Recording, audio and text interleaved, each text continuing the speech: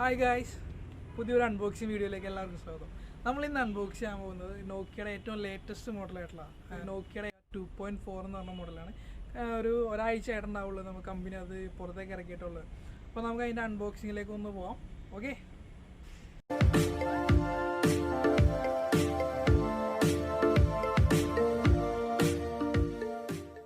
Welcome back to video. അപ്പോൾ നമ്മുടെ ഈ ബോക്സ് നമുക്ക് നോക്കാം. നമ്മുടെ ഫോണിൻ്റെ പിക്ചേഴ്സാണ് ബോക്സിൽ കൊടുത്തിരിക്കുന്നത്. പിന്നെ അതുപോലെ തന്നെ ബാക്ക് സൈഡിൽ നോക്കുകയാണെന്നുണ്ടെങ്കിൽ ഫോണിൻ്റെ ഫോട്ടോ ഒരെണ്ണം കൊടുത്തിട്ടുണ്ട്. പിന്നെ കൂടാതെ തന്നെ സ്പെസിഫിക്കേഷൻസ് കാര്യങ്ങളൊക്കെ അതിൻ്റെ കൂടെ തന്നെ കൊടുത്തിട്ടുണ്ട്.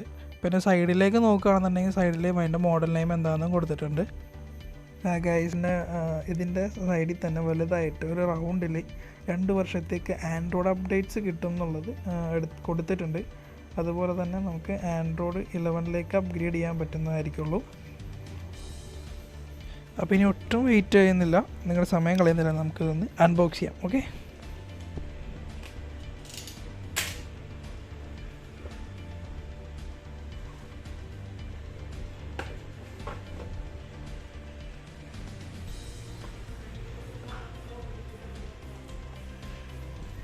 ഓക്കെ, നമ്മുടെ ഫോൺ നമുക്കത് ഒന്ന് തുറന്ന് നോക്കാം. എന്നിട്ട് അതെടുത്ത് മാറ്റി വെച്ചിട്ട് ബോക്സിൽ എന്തൊക്കെയുണ്ടെന്ന് അവിടെ നോക്കിക്കളയാം.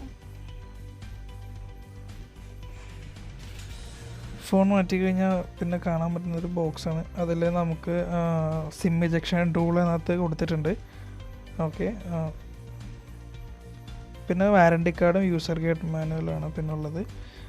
പിന്നെ നോക്കിയ തന്നെ ഒരു പ്രൊവൈഡ് ചെയ്യുന്ന ഒരു silica gel pouch, full transparent ആയിട്ടുള്ള നല്ലൊരു പൗച്ച് കൂടി ഇതിനകത്ത് കൊടുത്തിട്ടുണ്ട്. കൊള്ളാം, നല്ലൊരു പൗച്ച് കൊള്ളാം. ഓക്കെ, നമുക്ക് മാറ്റി വയ്ക്കാം. പിന്നെ ഇത് ഇവിടെ ഓക്കെ, ഇതിൻ്റെ ചാർജറുണ്ട്. നോക്കിയ എന്ന് കൊടുത്തിട്ടുള്ള ചാർജറാണ്. ഓക്കെ, പക്ഷേ ഇതിൻ്റെ വാട്ട് കൊടുത്തിരിക്കുന്നത് ഇത് 5 വോൾട്ട് 1 ആമ്പിയറിൻ്റെ ചാർജറാണ്. അപ്പോൾ 4500 mAh വരുന്ന ഈ ഫോണിൻ്റെ ബാറ്ററി ചാർജ് ആണെങ്കിൽ ടൈം എടുക്കും. ഇത് USB കേബിളാണ്, USB 2.0 ആണ്.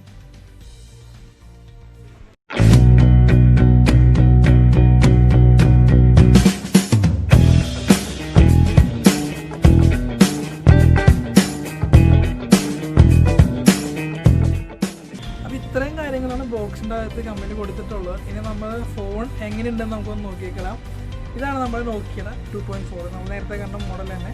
ഇതിൻ്റെ ബാക്കിയുള്ള കാര്യങ്ങൾ നോക്കുകയാണെന്നുണ്ടെങ്കിൽ ഡിസൈനിൽ അത്യാവശ്യം നല്ലൊരു മാറ്റമുണ്ട്. നല്ലൊരു എന്താ പറയുക, ഒരു ഗ്രേ കളർ, ഒരു ചാക്കോൾ ഗ്രേ കളറാണ് നമുക്ക് ഇതിനകത്ത് വന്നിരിക്കുന്നത്.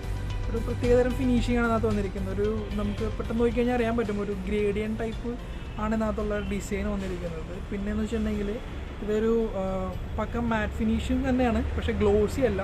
നമ്മുടെ ഫിംഗർ പ്രിൻ്റ് ഒന്നും അതിനകത്ത് പതിയില്ല. ഒരു പ്രത്യേകതരം ഒരു ഡിസൈനാണ് അതിനകത്ത് വന്നിരിക്കുന്നത്. നമ്മൾ വിരൽ കൊണ്ട് കേൾക്കാൻ പറ്റുന്നുണ്ടല്ലോ, ഇങ്ങനെ ഒരു ഡിസൈൻ വന്നപ്പോൾ നിങ്ങൾക്ക് അറിയാൻ പറ്റും നമ്മുടെ കൈകളിലുള്ള നമ്മുടെ ഒരു എന്താ ഫിംഗർ പ്രിൻറ്റിൻ്റെ ഒക്കെ ഒരു ഓപ്ഷൻ ഇതുണ്ടാവുമല്ലോ, ആ ഒരു ടൈപ്പ് ഇതാണ് വന്നിരിക്കുന്നത്. അപ്പോൾ കയ്യിൽ പിടിക്കാനൊക്കെ ആയിട്ട് നമുക്കൊരു അത്യാവശ്യം നല്ല ഹോൾഡ് പിടിക്കാനായിട്ട് നല്ലൊരു ഇതായിരിക്കുള്ളൂ. പിന്നെ പറയുകയാണെന്നുണ്ടെങ്കിൽ ബാക്കിൽ 2 ക്യാമറകൾ ഉണ്ടാവും. അതിൻ്റെ തൊട്ട് താഴെയാണ് അതിൻ്റെ ഫ്ലാഷ് വരുന്നത്. പിന്നെ അതിന് തൊട്ട് താഴെയായിട്ട് നമുക്ക് ഫിംഗർ പ്രിൻറ്റിൻ്റെ ഓപ്ഷൻ കൂടി ഇവിടെ കൊടുത്തിട്ടുണ്ട്. ഫിംഗർ പ്രിൻറ്റിൻ്റെ അത് കഴിഞ്ഞ് കഴിഞ്ഞിട്ടുണ്ടെങ്കിൽ താഴെ വരുന്നത് നോക്കിയയുടെ ഒരു എംബ്ലമാണ്, അതായത് ബ്രാൻഡ് നെയിമാണ് അതിനകത്ത് കൊടുത്തിരിക്കുന്നത്. പിന്നെ സീരിയൽ നമ്പർ, മോഡൽ നമ്പറൊക്കെ മെൻഷൻ ചെയ്തിട്ടുള്ളൊരു സ്റ്റിക്കറൈസ് ഇത് ചെയ്തിട്ടുണ്ട്, പഞ്ച് ചെയ്തിട്ടുണ്ട്. പിന്നെ സൈഡിലേക്ക് വരികയാണെന്നുണ്ടെങ്കിൽ റൈറ്റ് സൈഡിൽ നമ്മൾ പിടിക്കുന്നതിൻ്റെ റൈറ്റ് സൈഡിലായിട്ട് പവർ ബട്ടൺ, അതുപോലെ തന്നെ വോളിയം ബട്ടണും പ്ലേസ് ചെയ്തിട്ടുണ്ട്. നേരെ മോൾ ഭാഗത്തേക്ക് വരികയാണെന്നുണ്ടെങ്കിൽ നമുക്ക് 3.5 ജാക്കിൻ്റെ ഓഡിയോ ജാക്കറ്റാണ്. ഇത് ഡെഡിക്കേറ്റഡ് മൈക്ക് സ്ലോട്ടാണ്, അതായത് നോയ്സ് ക്യാൻസലേഷൻ അങ്ങനത്തെ കാര്യങ്ങളൊക്കെ ചെയ്യാൻ വേണ്ടിയിട്ടാണ്. പിന്നെ ഇപ്പുറത്ത് ലെഫ്റ്റ് സൈഡിലേക്ക് വരുമ്പോഴെന്ന് വെച്ചിട്ടുണ്ടെങ്കിൽ ലെഫ്റ്റ് സൈഡിൽ കാണുന്നത് നമുക്ക് സിം ട്രേ ആണ്. ഇവിടെ ഉള്ള പോട്ട് നമുക്ക് ജസ്റ്റ് ഒന്ന് ഊരി നോക്കാം. ഓക്കെ, ഞാനിപ്പോൾ അത് ഓപ്പൺ ചെയ്യണം. ട്രിപ്പിൾ കാർഡ് സ്ലോട്ടാണ് ഇതിനകത്ത് വന്നിരിക്കുന്നത്. നമുക്ക് 2 സിം അറ്റായിട്ടാണ് യൂസ് ചെയ്യാം. അതുപോലെ തന്നെ മെമ്മറി കാർഡും കൂടി നമുക്ക് അതിനകത്ത് ഉപയോഗിക്കാൻ പറ്റുന്ന രീതിയിലാണ് ഈ സിം ട്രേ കൊടുത്തിരിക്കുന്നത്. നമുക്ക് റീഇൻസ്റ്റർട്ട് ചെയ്യാം. പിന്നെ വരുന്നതെന്ന് വെച്ചിട്ടുണ്ടെങ്കിൽ ഇതിൻ്റെ ആ സൈഡിൽ തന്നെ അതിൻ്റെ തൊട്ട് താഴെ വരുന്നത് ഡെഡിക്കേറ്റഡ് ഗൂഗിളിൻ്റെ കീ ആണ്. അതായത് നമുക്ക് വോയിസ് അസിസ്റ്റൻറ്റ് യൂസ് ചെയ്യാൻ വേണ്ടിയിട്ടാണ് ഇതിനകത്ത് കൊടുത്തിരിക്കുന്നത്. പിന്നെ നേരെ താഴ്ഭാഗത്തേക്ക് വരികയാണെന്നുണ്ടെങ്കിൽ നേരെ താഴെ കാണുന്നത് ഇത് നമ്മുടെ സ്പീക്കറാണ്. രണ്ട് സ്പീക്കർ ഇല്ലാത്തൊരു ഡിസൈനാണ് സ്പീക്കർ ഗ്രിൽ എന്ന് പറയുക. ഇത് നമ്മുടെ ചാർജിങ് പോർട്ടാണ്. ചാർജിങ് പോർട്ടിൽ വരുന്നത് സാധാരണ വന്നിരിക്കുന്ന USB 2.0 അതിനകത്ത് യൂസ് ചെയ്തേക്കണേ, C ടൈപ്പ് അല്ല. പിന്നെ ഇത് നമ്മുടെ മൈക്ക്, നോർമൽ മൈക്കായിട്ടുള്ളതാണ്. പിന്നെ ഡിസ്പ്ലേയിലേക്ക് വരികയാണെന്നുണ്ടെങ്കിൽ നല്ലൊരു വലിയൊരു ഡിസ്പ്ലേ ആണ് കമ്പനി കൊടുത്തിരിക്കുന്നത്. 6.5 ഇഞ്ച് HD+ ഡിസ്പ്ലേ ആണ്. ഇപ്പോൾ നമുക്ക് അതിനകത്ത് മൂവീസൊക്കെ കാണുകയാണെന്നുണ്ടെങ്കിലൊക്കെ നല്ല ഇതിൽ കിട്ടും. നമുക്ക് നല്ലൊരു വ്യൂയിങ് എക്സ്പീരിയൻസ് ആയിരിക്കുള്ളൂ ഡിസ്പ്ലേനകത്ത് കാണുന്നത് തന്നെ. അതിൻ്റെ ഒരു വീഡിയോ എന്ന് പറയുന്നത് HD ആണ്, 720p ആയിരിക്കും നമുക്ക് അതിനകത്ത് ഡിസ്പ്ലേ വരുന്നത്, HD+ ആയിരിക്കുള്ളൂ. അപ്പോൾ നമ്മൾ ഈ വീഡിയോസൊക്കെ കാണുമ്പോൾ നമുക്ക് ഓവറായിട്ട് നമ്മൾ എക്സ്പെക്റ്റ് ചെയ്യരുത്, കാരണം HD+ ആയതുകൊണ്ട് അതിൻ്റെ ഒരു ക്ലാരിറ്റി നമുക്ക് അതിനകത്ത് ഉണ്ടാവും. ഏറ്റവും ചെറിയ നോച്ചാണ് അതിനകത്ത് യൂസ് ചെയ്തിരിക്കുന്നത്. അതുപോലെ തന്നെ നമുക്ക് താഴേക്ക് വരുമ്പോൾ നോക്കിയയുടെ എംബ്ലം അത് പ്ലേസ് ചെയ്തിട്ടുണ്ട്. ഏറ്റവും താഴെ നിങ്ങൾ കാണാൻ പറ്റും, ഏറ്റവും താഴെ തന്നെ നോക്കിയയുടെ എംബ്ലം പ്ലേസ് ചെയ്തിട്ടുണ്ട്. ഇതിനകത്തായിരിക്കുള്ളൂ 6.5 ഇഞ്ചിൻ്റെ ഡിസ്പ്ലേ അവർ പ്ലേസ് ചെയ്തിരിക്കുന്നത്. നമുക്ക് കയ്യിൽ കൊണ്ടുനടക്കാനായിരിക്കും. വലിപ്പം ഉണ്ടെങ്കിലും വെയിറ്റ് വളരെ കുറവാണ്. 6.5 ഇഞ്ച് ഇപ്പോൾ ഇന്നത്തെ ഒരു അവസ്ഥയിൽ വലിയ ഫോണല്ല, കാരണം എല്ലാവരുടെയും കയ്യിൽ 6.5 ഇഞ്ച് വലിപ്പമുള്ള ഫോണുകളുണ്ട്. ഇനി ബാക്ക് ക്യാമറയുടെ കാര്യം നോക്കുകയാണെന്നുണ്ടെങ്കിൽ 13 megapixel plus 2 megapixel 2 megapixel bokeh ക്യാമറയുണ്ട്. മെയിൻ ക്യാമറ വരുന്നത് 13 മെഗാപിക്സലിൻ്റെ മെയിൻ ക്യാമറ വരുന്നുണ്ട്. ഇതിനകത്ത് ഫ്രണ്ടിൽ വരുന്നത് 5 മെഗാപിക്സൽ ആയിരിക്കും. നല്ല ഫോട്ടോസൊക്കെ നമുക്ക് ഈ ഒരു 13 മെഗാപിക്സൽ ക്യാമറസ് എടുക്കാൻ പറ്റും. കാരണം എക്സാമ്പിൾസ് നിങ്ങളിവിടെ കാണുന്നുണ്ടല്ലോ, ഇത്രയും നല്ല ഫോട്ടോസ് ഞാൻ ഈ ക്യാമറയിൽ എടുത്തിട്ടുള്ളത് തന്നെയാണ്. നല്ല രീതിയിലുള്ള ബൊക്കെ ഫോട്ടോസ് കാര്യങ്ങളൊക്കെ നമുക്ക് അതിനകത്ത് ഷൂട്ട് ചെയ്യാൻ പറ്റും. കാരണം 15 മെഗാപിക്സൽ എന്ന് പറഞ്ഞ ഫ്രണ്ട് ക്യാമറ അത്ര ചെറുതൊന്നുമല്ല, നല്ല ക്ലാരിറ്റി കൊടുക്കുന്ന ഫോട്ടോസും കാര്യങ്ങളൊക്കെ ആയിരിക്കും. 5 മെഗാപിക്സലിൻ്റെ ഫ്രണ്ട് ക്യാമറ എന്ന് വിചാരിച്ചിട്ട് നിങ്ങൾ ബേജാറാവേണ്ട. കാരണം വീഡിയോ എടുക്കുകയാണെന്നുണ്ടെങ്കിൽ ഫ്രണ്ട് ക്യാമറ യൂസ് ചെയ്തിട്ട് നിങ്ങൾ വീഡിയോ എടുക്കുകയാണെന്നുണ്ടെങ്കിൽ 1080p വരെ നമുക്ക് ഫ്രണ്ട് ക്യാമറയിലും ബാക്ക് ക്യാമറയിലും വീഡിയോ എടുക്കാൻ പറ്റും. അതുകൊണ്ട് നിങ്ങൾ വിഷമിക്കേണ്ട ആവശ്യമൊന്നുമില്ല. റാം സ്റ്റോറേജ് പ്രോസസ്സർ പാർട്സിലേക്ക് നോക്കുകയാണെന്നുണ്ടെങ്കിൽ ഇതിനകത്ത് യൂസ് ചെയ്തിരിക്കുന്നത് 3GB റാമിൻ്റെ മോഡലാണ്. 3GB റാമും 64GB ഇൻ്റർണൽ മെമ്മറി ഉണ്ട്. ഒരു ലാർജ് മെമ്മറി സ്പേസ് നമുക്ക് അതിനകത്ത് വരുന്നുണ്ട്. സാധാരണ കാണുക 3GB റാം 64GBക്ക് പകരം 3GB 32GB ആണ് സാധാരണ കാണുക, അല്ലെങ്കിൽ 2GB 16GB ആണ്. നമുക്ക് മെമ്മറി കാർഡ് ഉപയോഗിച്ചിട്ട് 256GB വരെ എക്സ്പാൻഡ് ചെയ്യാനുള്ള ഒരു ഓപ്ഷനുണ്ട്. പിന്നെ ഇതിൻ്റെ പ്രോസസ്സർ യൂസ് ചെയ്തിരിക്കുന്നത് MediaTekൻ്റെ Helio P22 എന്ന് പറഞ്ഞ മോഡലാണ്. അതെന്ന് വെച്ച് കഴിഞ്ഞാൽ അത്ര മോശം പ്രോസസ്സറല്ല, എന്നാൽ ഗെയിമിങ് അത്ര ഉണ്ട് നമുക്ക് പെർഫെക്ഷൻ ഉണ്ടാവില്ല. ചെറിയ ഗെയിമുകൾ ഇപ്പോൾ നമ്മൾ ലുഡോ അങ്ങനത്തെ കാര്യങ്ങൾ, അല്ലെങ്കിൽ ഇച്ചിരി കുറച്ചും കൂടി കൂടിയുള്ള ഗെയിമുകൾ കളിക്കാൻ കുഴപ്പമുണ്ടാവില്ല. അത്യാവശ്യം ലാഗില്ലാതെ കളിക്കാൻ പറ്റും. എന്നാലും വലിയ ഗെയിംസൊന്നും നമുക്ക് അതിനകത്ത് യൂസ് ചെയ്യാൻ പറ്റില്ല.